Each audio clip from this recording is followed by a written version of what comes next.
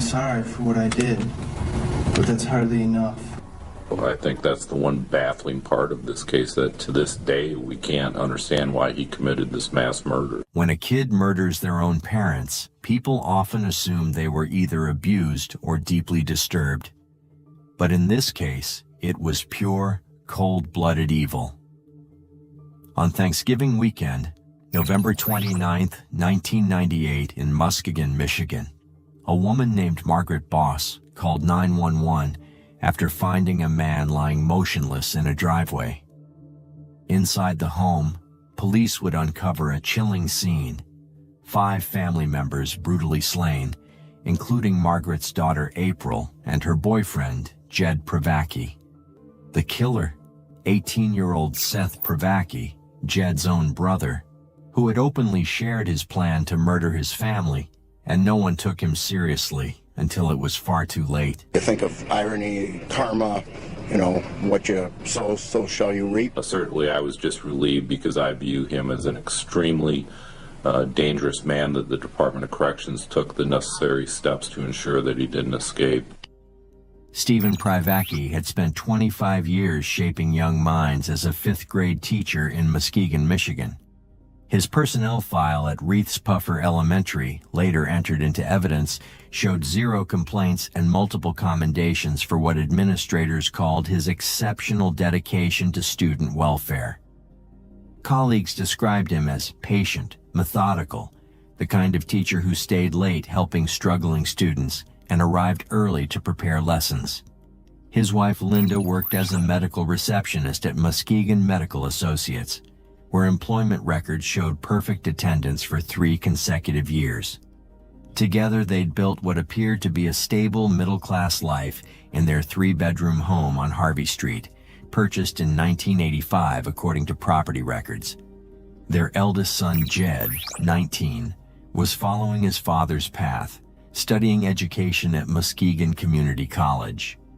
Professors would later tell investigators he was earnest and dedicated, often staying after class to discuss teaching methods. The younger son, Seth, 18, was finishing his senior year at Reith's Puffer High School, the same school where his father had once been beloved by students. But court filing would later reveal a different story about Seth. In 1997, he'd been convicted of stealing beer from his workplace and selling it to minors at school. The probation officer's report described him as compliant but emotionally distant during mandatory check-ins. When he was arrested again for shoplifting just months after completing probation, Judge Patricia Hoffman ordered a psychiatric evaluation. Dr. Marcus Webb's report, submitted to the court in January 1998, diagnosed Seth with major depressive disorder and prescribed Wellbutrin, 150 milligrams daily. The evaluation noted persistent feelings of hopelessness and difficulty managing anger, though it found no indication of violence toward others. School records subpoenaed after the murders showed Seth's grade point average had plummeted from 3.2 to 1.8 over 2 years, with attendance declining by 40%. Stephen Wallace, Seth's best friend since middle school, would later provide the most chilling context in his police statement. On Sunday, November 22nd, just 1 week before the murders, Stephen Pravacki had given his younger son an ultimatum. According to what Seth told Wallace, his father said he had until the end of the month to find somewhere else to live. He said his dad was done with him. Wallace's statement read, "Done with the stealing, the lying, the failures." Saturday, November 28th, started like any other day in the Wallace household. Stephen Wallace's signed police statement, given November 30th at 2 p.m., described Seth arriving at his house around 2 in the afternoon. "We played Grand Theft Auto for maybe 2 hours. He seemed totally normal, maybe a little quiet." Wallace's mother, interviewed separately, confirmed she'd seen Seth that day and noticed nothing unusual. "He was polite as always. thanked me for the snacks I brought them. At 4:30 p.m., according to Wallace's statement, Seth suddenly paused the game and made an announcement that would haunt Wallace forever. "Tomorrow, I'm going to kill my entire family." Wallace wrote in his statement, "I laughed at first. I thought he was joking or just venting about his dad. We all say stupid stuff when we're mad." But Seth wasn't joking. He laid out his plan with disturbing precision. He would wait until Sunday evening, when his grandfather John would be visiting, a weekly tradition documented by multiple neighbors. He would use his father's .22 caliber Ruger pistol, which Stephen kept locked in the bedroom closet. Seth knew the combination. His father had taught it to him years earlier for home security. He would shoot them one by one, then stage it to look like a robbery.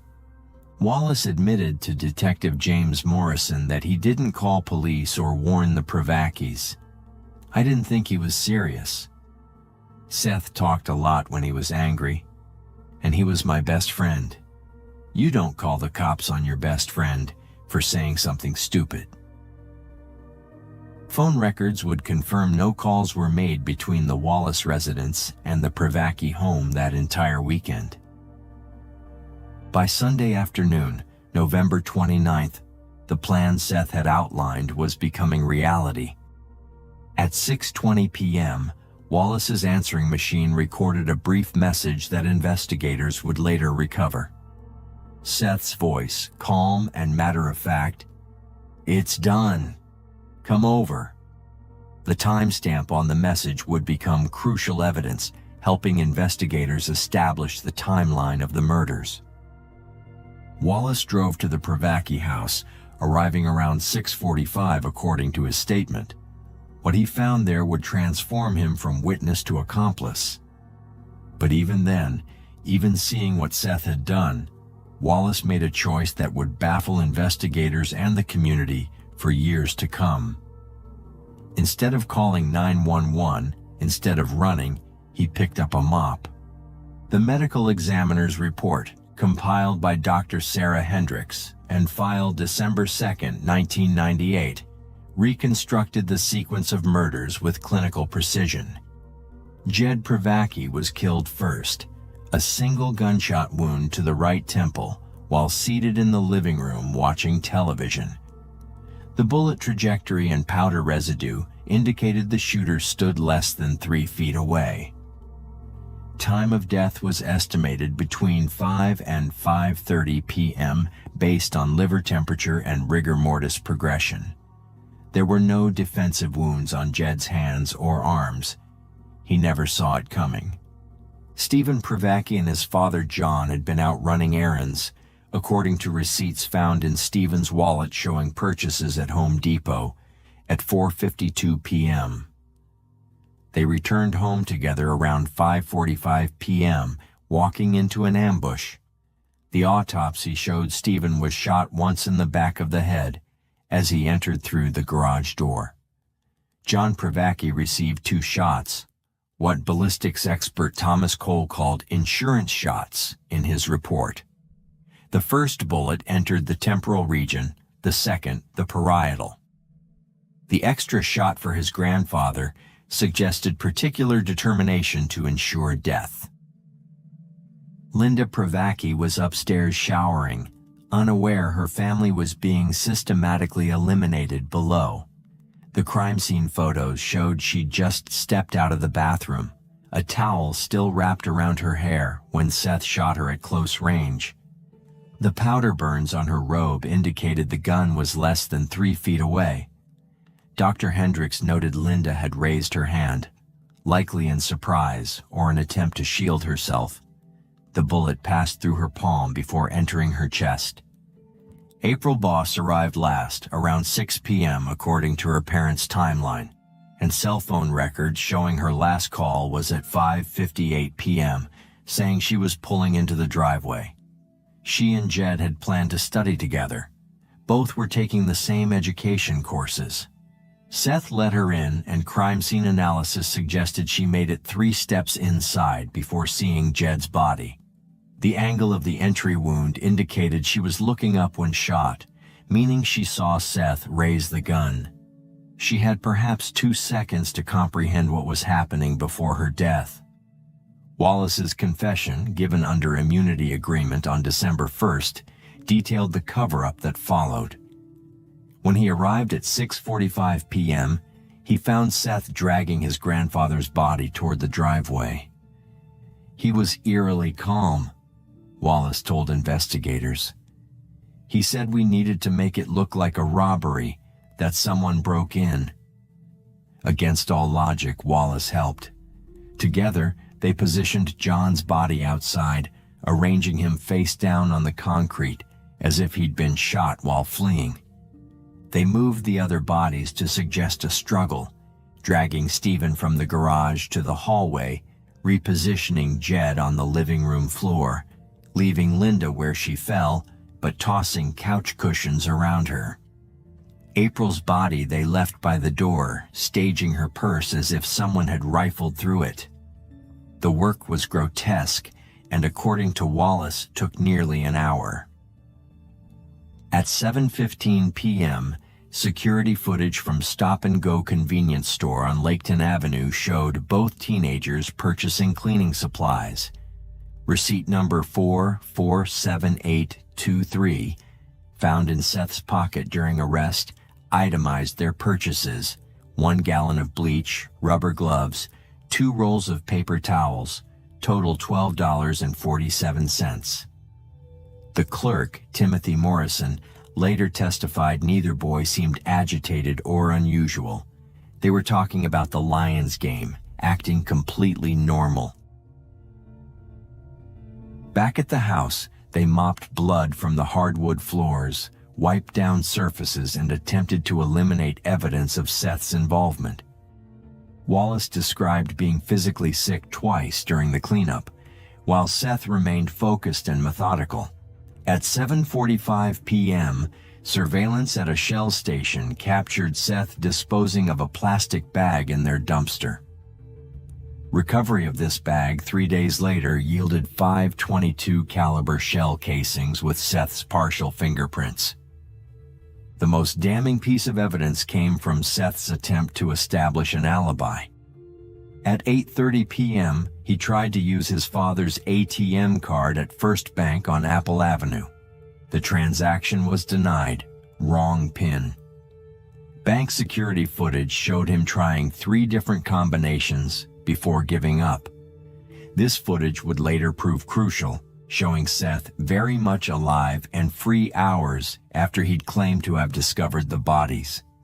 The manhunt began when April Boss's parents, David and Margaret, arrived at the Pravacki home at 9 p.m. Their daughter hadn't returned home, wasn't answering her phone. They knew she'd gone to study with Jed. The front door stood slightly open, the house dark except for the flickering television. Margaret Boss's 911 call, logged at 9:06 p.m., was controlled but urgent. "There's a man I fear he's deceased lying in the driveway. All the expected occupants are nowhere to be seen, but Sir James Mitchell arrived first at 9:14 p.m. His body camera footage later entered into evidence showing him discovering the full scope of the tragedy. His radio call at 9:18 p.m. Code 187, multiple victims, requesting all available units and crime scene techs. In the woods behind the property, Mitchell spotted movement. A brief foot chase ensued before he apprehended Stephen Wallace attempting to flee. Wallace immediately confessed his involvement, providing Seth's likely locations. Within an hour, Muskegon County had issued a BOLO, be on the lookout, for Seth Stephen Pravacki, white male, 18 years old, 5'10", 165 pounds, brown hair, considered armed and extremely dangerous. The sheriff's department established a command post at the Pravacki home while search teams fanned out across the county. By 5 a.m. on November 30th, Reith's Puffer High School initiated a full lockdown. Superintendent Gloria Lewis's statement to assembled staff, recorded by her secretary, revealed her primary concern. "We don't know where Seth is or whether he has harmed himself. If police thought we were in serious danger, they'd evacuate, not lock down. I'm worried this boy plans to die today." The break came at 10 a.m. when 18-year-old Genevieve Simonelli left Muskegon Community College after learning about Jed and April's deaths. Both were her friends from high school.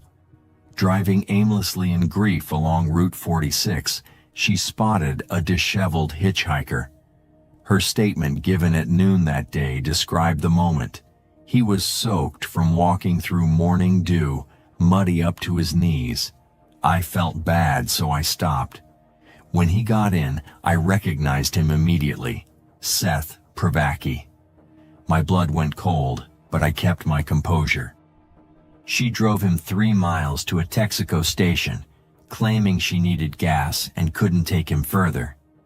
The moment he exited her vehicle, she called 911. The dispatch log at 10:27 a.m. Suspect sighting, Route 46 Texaco, units responding. By 10:45 a.m., a perimeter was established. Officers found Seth at 11:15 a.m. hiding in an abandoned barn at 4890 Holton Road, almost exactly 1 mile from his family's home. He'd been walking in circles all night, unable to leave the area where he'd committed the murders. Seth surrendered without resistance. Booking photos showed a teenager with hollow eyes and scratches on his arms from pushing through woods and brambles. He was formally arrested at 11:32 a.m., read his Miranda rights at 11:35 a.m., and transported to Muskegon County Sheriff's Office for interrogation. Detective Dennis Edwards conducted the initial interview beginning at 2 p.m. The session was video recorded. The tape later played at sentencing.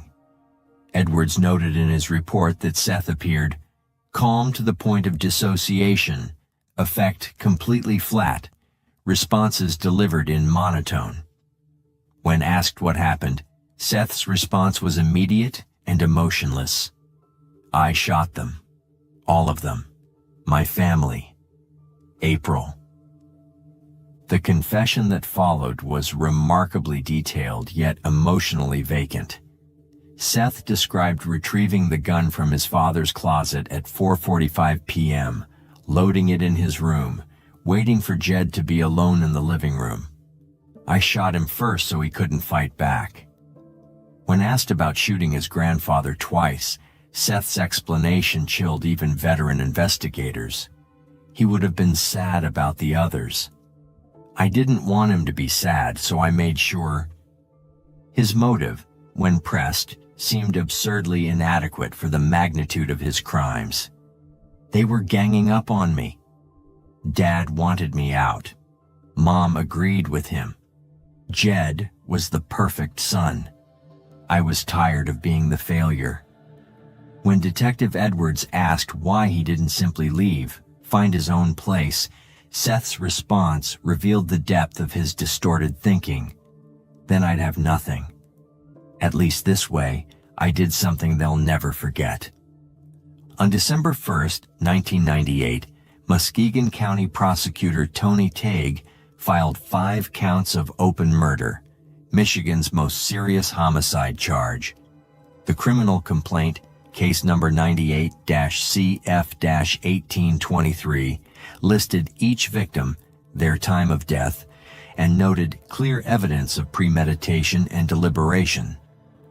The arraignment transcript from December 2nd shows Seth entering not guilty pleas on advice of counsel, though his attorney, Michael Russo, immediately requested a psychiatric evaluation. Dr. Patricia Cole's competency report, submitted December 15th, found Seth capable of understanding the charges and assisting in his defense. However, her psychological assessment painted a disturbing picture. Defendant displays significant narcissistic traits, limited empathy, and persistent external blame attribution. He views himself as a victim of circumstance rather than perpetrator of violence. The report noted Seth's continued use of passive language when discussing the murders, saying things happened rather than acknowledging he caused them. Meanwhile, Stephen Wallace faced his own legal reckoning. Initially charged with 5 counts of open murder as an accomplice, prosecutor Tague reduced the charges to accessory after the fact following Wallace's cooperation agreement. His attorney, David Mills, filed a motion describing Wallace as a manipulated victim of Pravacki's implicit threats, arguing his client helped only out of fear for his own safety. Community reaction was swift and visceral. The Muskegon Chronicle's December 3rd headline read simply, "Why?" Teachers who'd known Seth expressed complete disbelief. His English teacher, Patricia Holbrook, told reporters, "He was quiet, polite, never showed any signs of violence. This doesn't make sense." But others saw warning signs in retrospect. A classmate, requesting anonymity, told investigators Seth had made increasingly dark jokes about violence and had once said, "Sometimes I think about what it would be like if everyone just disappeared." The trial that never was became one of the case's defining features. On December 20th, in a move that surprised even his attorney, Seth changed his plea to no contest for all 5 murder counts and 5 counts of felony firearm. By avoiding trial, he ensured the full details of his planning would never be publicly examined in court. More importantly for Seth, it meant he wouldn't have to face his extended family or the Boss family in prolonged proceedings. May 27, 1999, Seth stood for sentencing. Victim impact statements filled 2 hours. April Boss's mother spoke through tears. She was starting her life, wanted to teach like Jed's father. She had so much love to give. Linda Pravacki's sister described losing not just a sister, but my best friend. John Pravacki's neighbor of 30 years called him the grandfather everyone wished they had. When given the opportunity to speak, Seth delivered a statement notable for its brevity and emotional absence. "I wish I'd never done it. Take it back 1,000 times. I'm sorry for what I did, but that's hardly enough." Judge William Marietti showed no sympathy. "You turned what should have been a pleasant Thanksgiving weekend into your own killing field." The sentence, life without the possibility of parole. Before being transported to prison, Seth made perhaps the most bizarre request in Michigan criminal justice history. He asked Judge Marietti if he could travel around the world first before beginning his sentence. The request was denied immediately, but it revealed a detachment from reality that would characterize Seth's remaining years. For 11 years, Seth Pravacki served his life sentence without major incident. Prison records showed him as a model inmate. No disciplinary infractions, consistent participation in educational programs, regular attendance at counseling sessions.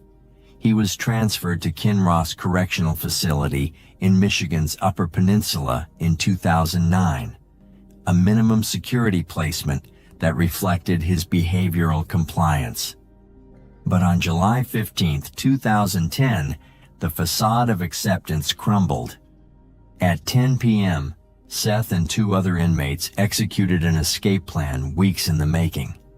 According to Incident Report 2010-KCF-447, they overpowered a corrections officer driving a transport vehicle, crashed the tractor trailer through the perimeter fence, and fled on foot toward the surrounding forest. The other 2 inmates surrendered when guards ordered them to stop. Seth kept running. At 10:47 p.m., after multiple warnings, officers fired a single shot.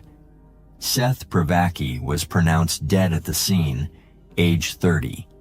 Prison chaplain Marcus Williams later revealed that Seth had attended counseling regularly, but never showed genuine remorse, only regret for consequences to himself. In Seth's cell, guards found no suicide note, no explanation, just a library book about famous prison escapes, suggesting his death might have been the suicide by cop that Superintendent Gloria Lewis had feared 12 years earlier. Today, the Pravacki home site stands empty, the house demolished in 2002. Each November 29th, neighbors still leave flowers at the vacant lot. The April Boss Memorial Scholarship has helped 43 education majors pursue the career she never got to begin. Her parents released only one statement: "We focus on her life, not her death." Reiths Puffer implemented mandatory mental health screenings and early intervention protocols that have become a model for Michigan schools. Superintendent Lewis, now retired, reflected, "We can't always see the darkness, but we can create safe spaces where kids feel they can ask for help before it's too late." Detective Dennis Edwards, who took Seth's confession, still returns to the case in his retirement. "That's the one baffling part. Having problems with your parents doesn't explain killing your grandfather, your brother's girlfriend. Several things had to go catastrophically wrong in that boy's mind." The case file, number 98-MC-2847, fills 5 boxes in the Michigan State Police Archives. Every receipt, every photograph, every witness statement preserved. It stands as a complete record of how 5 lives ended on November 29th, 1998, and one more ended July 15th, 2010. The facts are all documented. The why remains only partially answered, dying with Seth Pravacki in a field outside Kinross Correctional Facility. Sadly, this isn't the first time something like this has happened. In the next case, we'll talk about another heartbreaking story where a son took the lives of his whole family for reasons that were truly cruel. So would it be safe to say you're a stone-cold killer? I guess. This was the exact chilling moment when the truth behind the Klaus family massacre came to light. Honestly, this case has been one of the most intriguing and terrifying stories I've ever covered on this channel. It's not just because of the brutal nature of the crime, but because the victims weren't just murdered, they were burned beyond recognition. What makes this case even more intriguing is how it was solved in a way you'd expect from a horror movie. The surviving family members reported seeing the ghosts of the victims, seemingly haunting them from beyond the grave. It's eerie, to say the least. While it sounds like something out of a thriller, it raises an important question. Was this truly haunting, or did the family know more than they let on? Stick around, because this is one story you won't forget. To understand how it all began, we need to travel to central Alberta, a remote spot halfway between Edmonton and Calgary. It's the kind of place where you'll find little more than farms and dirt roads, quiet, isolated, the perfect place for secrets to stay buried. And for a moment, it seemed like the Klaus family's massacre would stay hidden forever, but fate had other plans. On a bone-chilling morning, December 8th, 2013, something horrifying shattered the stillness. Just after 7 in the morning, volunteer firefighters sped through icy roads, their trucks slicing through the bitter cold as they rushed to a fire that wouldn't wait. The house was already an inferno, flames devouring it mercilessly. As the firefighters approached, what they saw outside made their stomachs turn. A chocolate Labrador, lifeless, sprawled in the snow. But it wasn't the cold that had taken it. The dog's head bore a savage injury, a silent witness to something far darker than anyone could imagine. and just 6 feet from the raging fire, a red plastic jerry can lay ominously close to the house. It was partly melted from the intense heat, but it still had gasoline inside. That was a clear sign that this wasn't some tragic accident. Someone had planned this. About 30 minutes later, the Royal Canadian Mounted Police arrived on the scene. But by then, the fire had taken over completely. The house was an unstoppable inferno, its flames so intense that spraying water would have been futile, as it would have frozen instantly in the bitter cold, erasing any shred of evidence. With no way to fight the blaze, they had no choice but to stand back and let it burn itself into the ground. So, while the fire continued to rage through the house, the police weren't just standing around. They were searching the area, looking for anything that might give them a clue about what had really happened. And they didn't have to look far. Near the lifeless Labrador, which had a nasty head injury, they found a 9mm shell casing, an obvious sign that the dog had been shot, not just harmed by the fire. Once the flames finally died down, the officers wasted no time, and as they stepped inside the burned-out wreckage of the Klaus family home, the truth became horrifyingly clear. 3 bodies were discovered inside, marking the tragic and shocking end to a family that had once lived a quiet life. But to really get the full picture of the Klaus family, let's rewind a bit and learn more about them. In 2013, Gordon Klaus had been happily married to Sandra Klaus for a solid 41 years. Gordon was a well-known local guy, having grown up in the area and gone to school in Castor, where he was a star athlete. His high school sweetheart, Sandra, of course, who was also from Castor. Farming became Gordon's passion, and Sandra worked as a telephone operator before later taking a job at the Alberta School Hospital in Red Deer. Back in 1971, the couple welcomed their first child, a daughter named Lisa. 2 years later, the family grew with another baby girl named Monica. But tragically, Lisa would never meet her little brother, who was born in 1975.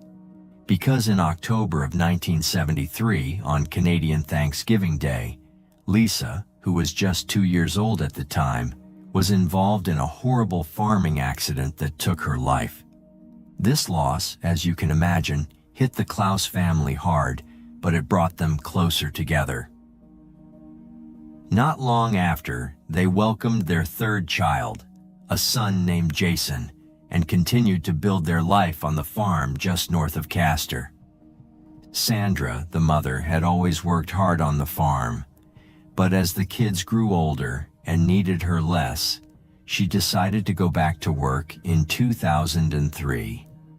This time, she took a job at Our Lady of the Rosary Hospital in Castor, where she would spend her days helping others while still being a major part of the family farm. As for Jason, their youngest child, he was the easygoing, mild-mannered jokester of the family. Anyone who knew him would say he was the one who could always bring a smile to your face. He was the kind of guy who just loved to enjoy life. Meanwhile, his older sister, the second sister after Lisa, also went to school in Castor. She worked at a lawyer's office and later took a job as a payroll administrator. But her heart was always on the farm. On weekends, she'd lend a hand around the place, go hunting with Jason, and just live life to the fullest. She never married or had kids, and neither did Jason. By the time they were both well into their 30s, Jason and his sister were still living the single life, never rushing into marriage. Jason worked full-time on the farm alongside his dad, but there was no regular paycheck. Instead, his father would give him a little bit of cash now and then, just enough for some beers or a fun night out. Additionally, Jason lived on the same property as his parents, but in a trailer just a few minutes away from the main house. He had his own private driveway, giving him the freedom to host parties and enjoy his time with friends. Once the fun was over, he'd head over to work with his dad, always just a short drive away. Then, on the morning of December 8, 2013, disaster struck. A fire broke out at the Klaus family home. A neighbor, seeing the smoke and flames, immediately called the fire department. Around 7:15 a.m., the fire department called Jason to let him know the devastating news. His parents' house was gone. The home that had been a part of their family for years was reduced to nothing but ashes. When Jason arrived at the scene, he was totally overwhelmed with grief. He was so distressed that emergency responders had to physically hold him back from rushing into the flames. He immediately told them that his parents, Gordon and Sandra, as well as Monica, were inside the burning house. Right from the start, it was clear this wasn't just a freak accident. There were signs of gasoline, which made everyone suspicious. While they didn't label it a homicide right away, it was obvious the situation was more serious, and the forensic team quickly arrived to dig deeper. By the way, I post true crime and new cases here every day. So if that sounds like your kind of thing, please consider subscribing. It helps a lot. Now, the discovery of the bodies was absolutely heartbreaking. They found Gordon and Monica, but Sandra's body was nowhere to be found. Sadly, she was presumed to have been completely consumed by the fire's intense heat. To make things even worse, the family dog, aside from the Labrador found outside, was also missing and presumed gone. As you can imagine, this was absolutely terrifying for anyone who knew the Klaus family, and it's clear that this was no accident. So the question is, did they have any known enemies? 2 days after the fire, on December 10th, Jason was brought in for questioning. The authorities asked him if there were any enemies of the family who might have wanted to cause harm. Still in complete shock, Jason said there was no one that he knew of who would want to hurt them. However, he did mention something interesting.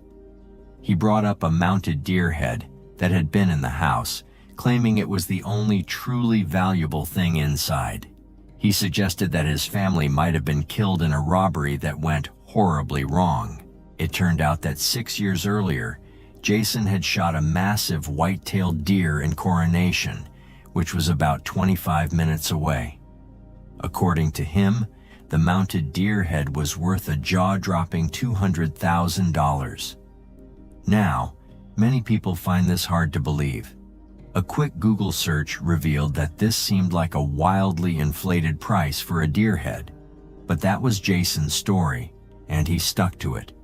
Jason insisted that the only reason anyone would break into their house was to steal the prized deer head.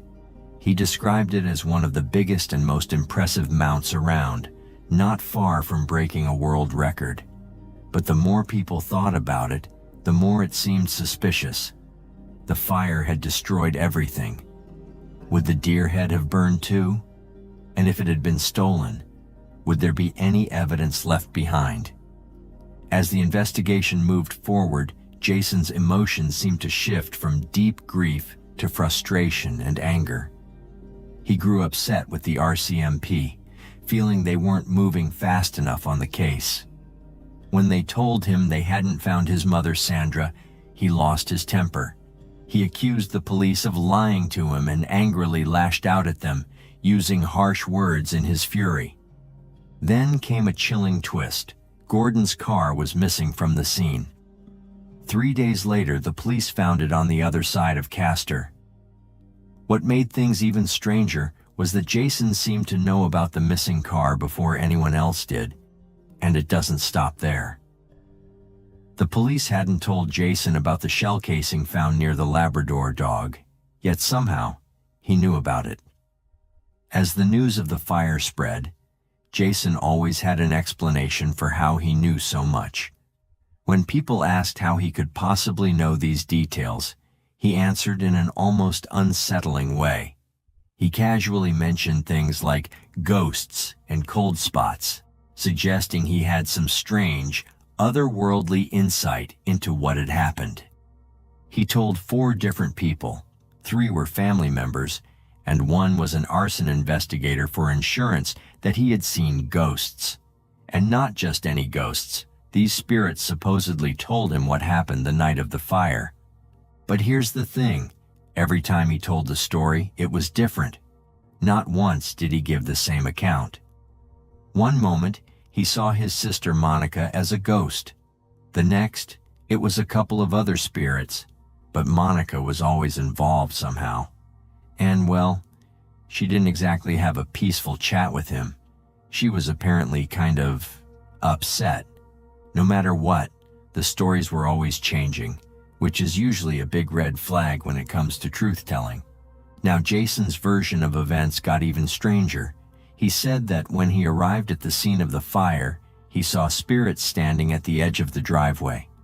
According to him, these spirits told him they knew who the killer was, but they also said he shouldn't talk to the police about it. They wanted him to focus on the farm. They explained that the killer had shot everyone in the head before setting the house on fire. The victims were already dead before the fire started. Jason even said the killer had used a 9mm handgun and had thrown it into a river. But wait, it gets even more bizarre. The ghosts, in their infinite wisdom, apparently gave him a description of the killer. They told him it was someone younger than Jason, with a beard, living in Castor. This person was allegedly known to the Klaus family and had mental health issues. Jason's story was as odd as it sounds. When asked if this guy had come with the intention to kill his family, he said that the killer had a gun, but it wasn't one from their house, it was his own gun. He thought the killer went there just to make sure he'd get away with it. But then, as if things couldn't get any weirder, Jason's account of what happened that night started to change too. Sometimes he was at the bar, other times he was with friends, and sometimes he was just being a clean farm boy, despite the fact that he didn't seem to stay out of trouble. People in Castor didn't exactly buy all of it, especially when he was telling different versions of the story. Now, as for who could have actually done this, Jason's theory was a bit far-fetched. He suggested it might have been a hunter wanting to steal that prized $200,000 deer head from his family's house. At least, that's what he believed. However, the ghost stories Jason told ended up leading to a breakthrough for the police. The descriptions Jason gave pointed to a man named Josh Frank, a welder from Castor, who had known him for most of his life. Josh was questioned, but denied any involvement. Unfortunately for the authorities, he wasn't as suspicious as it seemed. Unlike Jason, Josh passed a polygraph test, leaving the police with no solid evidence linking him to the crime. As rumors and stories about Jason spread, however, suspicion grew around him, making him an even more likely suspect in his own family's murder. Jason's actions only fueled the suspicion when he refused to take a polygraph test. When asked directly if he had killed his family members, his response was telling. Did you kill Gord, Sandy, Monica Klaus? No, I did not. And I would gladly take a lie detector test, and I did not kill them. I did not start the fire. I don't know how they got killed or murdered or anything else. Should I believe you? I would hope you would believe me. Yes, you should believe me. Yes. And for someone to accuse me of that, it doesn't make me mad. It doesn't make me sad. It hurts. It really. No, and the reporter asked me that too. And no. Despite his emotional response, the police weren't convinced, and they needed more. So they brought in something more intense, a tactic called Mr. Big.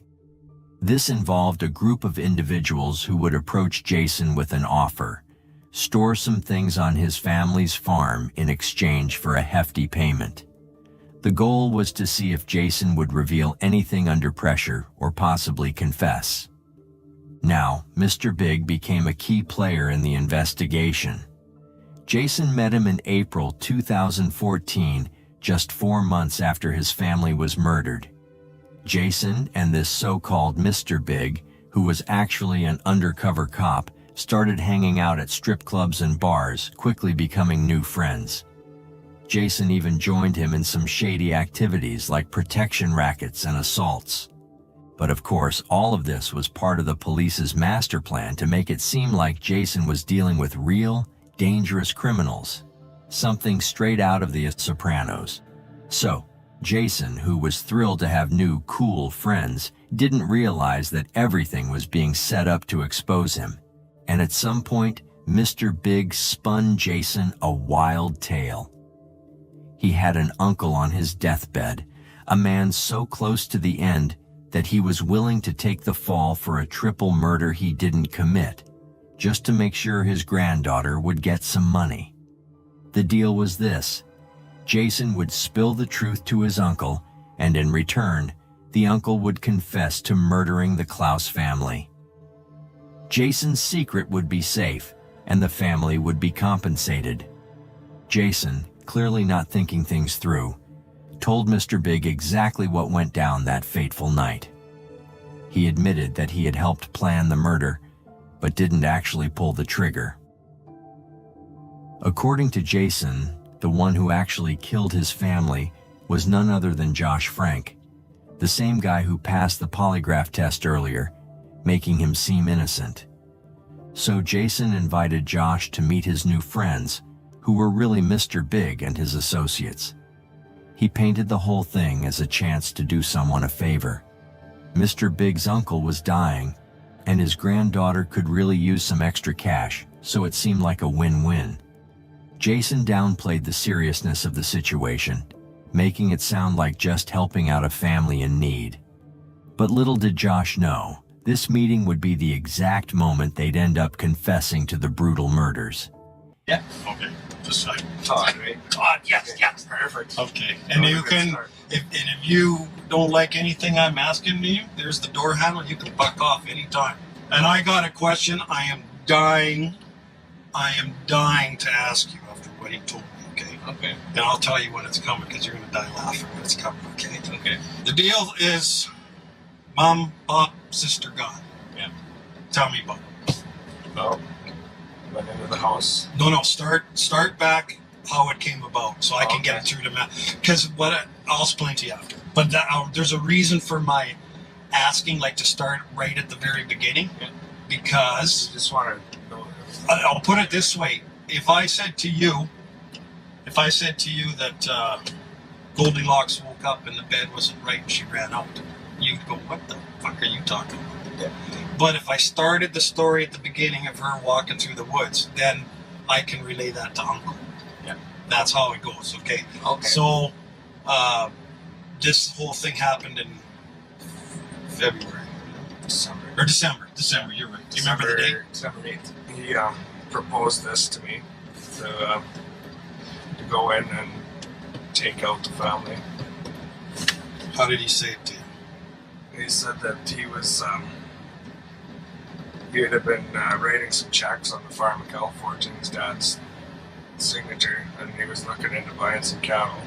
So he was going to be uncovered right away and cut out of everything on the farm. So he kind of they had to go away. After he proposed this to me, he said, if you back out, be watching over your back because there might be a bullet coming your way. Did you think he was serious? You never know. You never know. Did you take it as an actual threat from him? No, I didn't take it as an actual, I'm gonna do this. It's just, yeah, it's always a possibility. Yeah. So I went in, let the dog out, went into the mom and dad's room, took care of them, sister's room. Then I went back and did all three again just to make sure. Flipped the light on. You flipped the light on? Oh, yeah. I didn't want to miss. Yeah. You didn't want to. Did anybody wake up? Monica, after the first two shots, but she didn't even have time to get out of bed because it was boom boom. And I didn't want them to know what hit her I'm not a fucking animal. No. Well, I guess I kind of am now. Found the av gas in the garage where he told me it would be. Started the fire. Had to shoot the dog because the dog was coming at me when I lit the fire. In hindsight, I probably should have thrown it into the house, but it's 50 or 20/20 hindsight, right? Mm. So at this point, I had the truck running, and then I just locked out my same tracks in the truck. Met Jason, got dropped off. Yeah. And, Okay, you ready for my question? Yep. How did you pass the lie detector test? Well, I figured out that the fidget butt pad that you sit on, when you because they ask you 10 questions, 2 of them are truth, 3 of them are predetermined that you're going to lie to these questions, and then a couple of them are about the case. So they'd ask you your 2 truth questions, the case questions, and then the questions that you're supposed to lie to. And I just gave an extra fidget with my ass on the butt pad. It's a fight or flight response. The guy told me when your body goes to lie, it's a natural thing. How did you learn this? I just figured it out while I was sitting there. Really? Yeah. And then how did you light it up? I had a torch lighter. I've still got the lighter, actually. Yeah. Where's it at? It's in my truck. I've got it here. Do you? Do you understand how I can help you? Like, you understand? And I've never asked you for nothing. Nope. I'm not making you any promises. Yeah. What made you want to talk? Like, just talk to me freely like this? Well, if you're trying to help Jay, if it helps Jay, it helps me. Okay. Have you ever killed anybody else in your life? No. Never? Never. You got balls of steel, my friend. Thank you, sir. If you were in Jason and Josh's shoes, you'd probably start to get a feeling that Mr. Big wasn't just some guy asking questions casually. The way he was talking, it was clear as day he wasn't your average friend. He was a cop. Unfortunately, Jason and Josh were too clueless to catch on, and they didn't realize just how much trouble they were in. And this was the moment when the truth finally came to light. Jason and Josh, after all the lies and hiding, finally broke down and confessed to the police about the triple murder. So, what really happened that night? Well, before the killings, Jason had been forging his dad's signature on checks, and he was getting dangerously close to being exposed. The night before the murders, he and Josh had been out drinking and doing drugs, and that's when they hatched their plan. And their goal was to break into the Klaus family home, steal the deer head, and take Gordon's truck. But things quickly spiraled out of control when someone inside the house woke up. In a panic, they decided to murder Jason's own family in order to cover their tracks. In the end, Jason and Josh were both handed life sentences with no chance of parole for 25 years. While this won't bring Monica, Sandra, or Gordon back, at least justice was finally served. The Klaus family can take some comfort knowing these 2 idiots are behind bars. The judge didn't go easy on them, but he did leave a tiny sliver of hope for redemption, mentioning that parole might be possible after 25 years. But let's be real, people convicted of multiple murders rarely see parole that soon. So, what do you think? Do you believe Jason was just plain dumb, blinded by greed, and that's why he turned on his own family? Or is there something deeper going on in that house that we're not seeing? And here's another mystery. Why was Sandra, the mother's body, never found? I'm really curious to hear your thoughts on that. Drop a comment below and let's talk about it. If you like the way we create these videos and you want to help bring more cases like this to light, hit that like button and subscribe for more deep dives. Thank you once again for watching.